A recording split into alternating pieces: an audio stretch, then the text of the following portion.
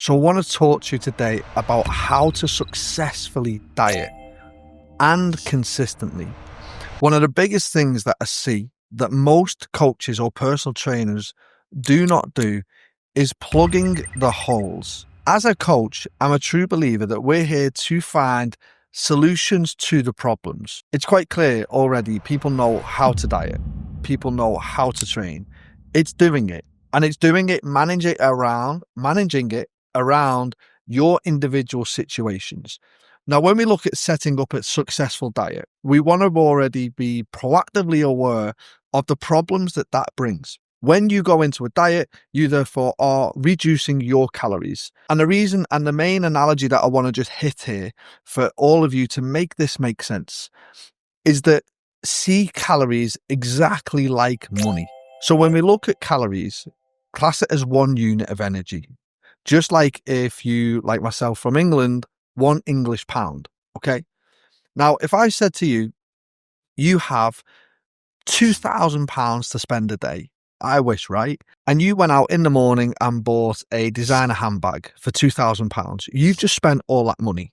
And unfortunately, you're going to have to walk around naked because you've got no money left to spend on your food, on the clothes. Now, if you went to Primark, which is like a store for affordable clothing, you could buy an outfit for every hour of the day.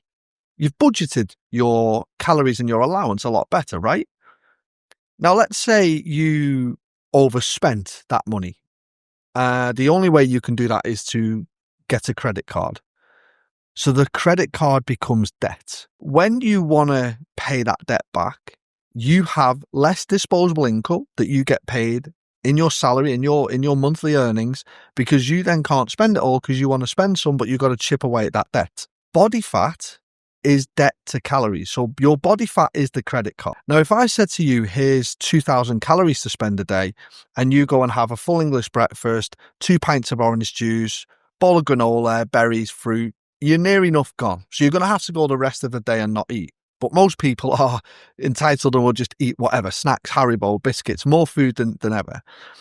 Every time you overspend your calories that are individual to you to maintain your current body weight, it's stored as fat. So your body fat is the debt.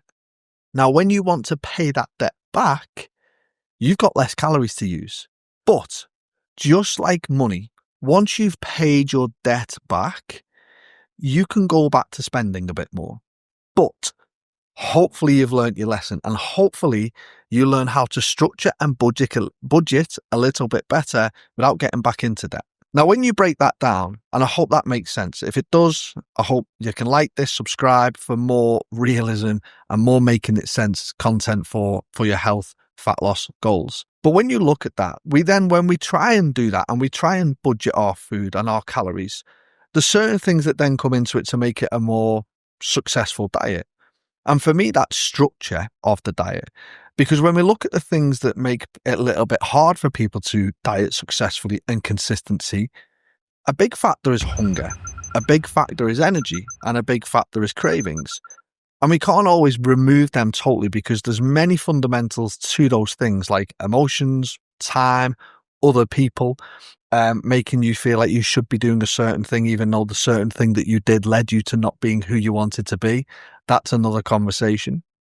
But when we look at all those things, if you eat a meal at 10 a.m., okay, and then you say, I've not really got time to eat, and you don't eat till 6, it's not an issue for fat loss and it's not an issue for health.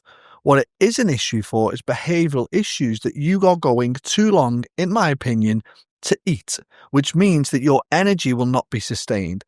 And when your energy is not sustained, your mood drops. And when your mood drops and your energy drops, you are more likely to want to snack and hit a certain type of food to get that quick fix, get that dopamine and energy up. And that will be normally a sugary snack.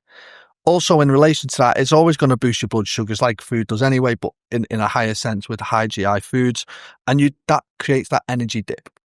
And that is then the issue for people being even motivated because they've got no energy. So to successful diet, you have to think, how do I regulate my energy? How do I regulate my hunger? How do I regulate my cravings? And ultimately, most people go, well, I want to do this, and pardon the pun, but have the cake and eat it. If everything that you've always done around food and around your decisions has led you to being overweight, unenergetic, and unhealthy, you've got to change it. But then a lot of people go into the mindset of, well, I want the diet to be sustainable. Dieting is not sustainable. You are giving your body less than it needs. You can't stay in that situation. It's a phase, and the dieting phase is a phase on its own where you are paying back your debt, and you want to pay your debt back by not making things any worse for you. But once it's gone, you can then reverse out, and it's all about health optimization and actually fueling your body, giving your body actually what it needs, and not just calories. It's the nutrients, it's the minerals, it's everything you get from food that ultimately makes you go, I feel alive. And in that moment is where the magic happens. But to successfully diet, you've got to look at why you eat, what you eat, how you eat what you eat, and in essence, you are what you eat. Okay. So why do we eat that? How are we eating that?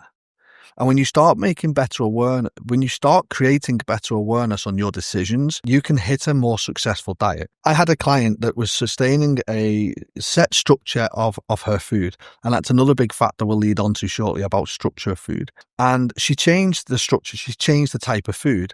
I believe she was having like porridge of a morning, bit of whey protein in it, blueberries. And then after so long, she swapped it to a blueberry muffin. Now, the question and the way we work with coaching is there's no right or wrong. It's creating awareness. So I said, okay, well, what happened? She said, well, for the first time in months, after a couple of hours, I was really hungry again. My energy dipped and I needed to snack.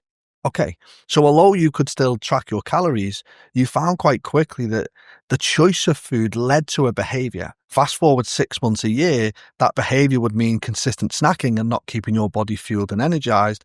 Therefore, excess calories come in through snacking, therefore weight gain. And this then would impact performance in the gym because you're not sustaining your energy. There's so many branches to this, and we can cover this on more videos. But I just want to make sure that people create more awareness on the decisions around food. And like I just said then, structure is one of the biggest ones. If you work on structure that works for you, so you want to understand what time do you wake up? What time do you go to work? What time can you do this? A lot of people think I don't have time for breakfast. And again, breakfast isn't like the be all and end all. Again, none of these things dictate fat loss, but it's whether it sustains your energy and behaves around your decisions for food.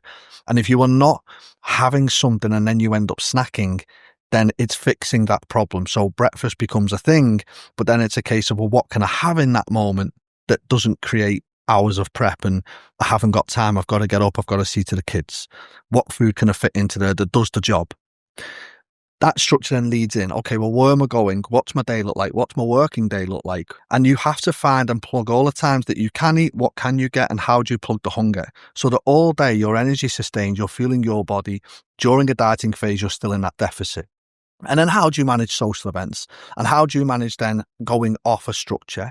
Because you want a structure that works for you in your day, because most people have a very set structure of life, work, kids, family, etc.